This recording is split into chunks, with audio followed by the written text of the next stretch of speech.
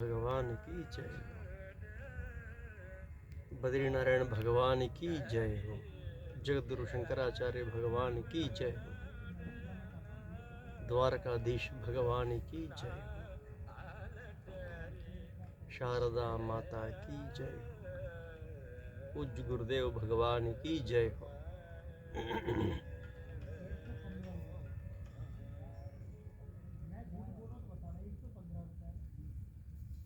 अभी हमें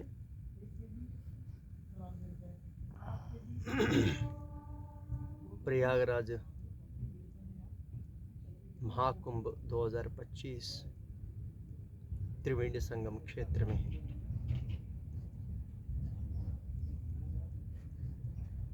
महाकुंभ चल रहे हैं। सारी संत महात्मा लोग, अखाड़ा लोग, साधु लोग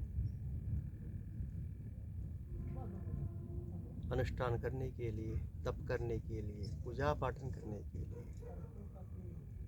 स्नान करने के लिए,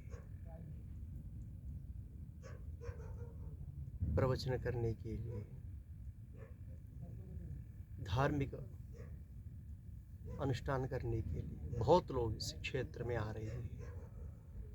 न केवल साधु संत लोग, गृहस्थ लोग, पूरा दुनिया अभी इस कुंभ को देख रही है।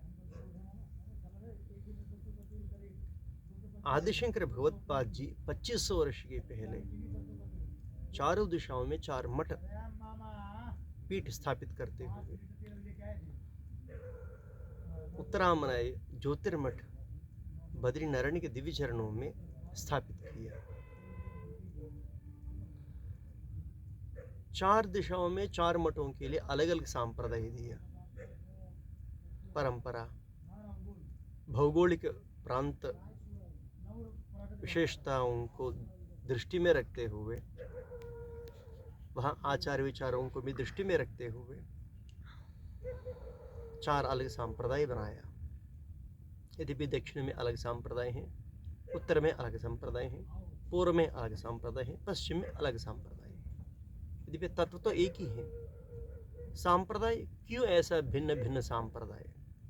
माने भौगोलिक रूप में वातावरण के अनुसार वहाँ प्रांतीय आचार्यों के अनुसार, आचार्य विचारों के अनुसार उसको पालन करना पड़ता है। ये कर्म में है, परंतु जब ज्ञान में आ जाता है उसमें कोई देश का, काल का ये नहीं होता है। जैसे उपनिषद है, जैसे उत्तर भारत देश में, दक्षिण भारत देश में, पूर्व भारत देश में, पश्चिम भारत देश में, जहाँ भी आप जाए उपनिषद का तत्व सिद्धांत जो विचार विमर्श एक ही तरफ होता है, एक ज्ञान है ये। परंतु जब कर्म की बात आ जाता है, कर्म में अनेक सारी भौगोलिक परिस्थितियों को देखना पड़ता है, वहाँ आचार्य विचारों में भी देखना पड़ता है। बहुत विविधता वहाँ दिखता है। विविधता माने वहाँ लोप नहीं है। उदाहरण के लिए आंध्रा में भोजन करने की विधान एक अलग विधान है, कर्नाटका में भोजन अलग करने की विधान अलग विधान है, उत्तर भारत देश में भोजन करने की विधान अलग विधान है।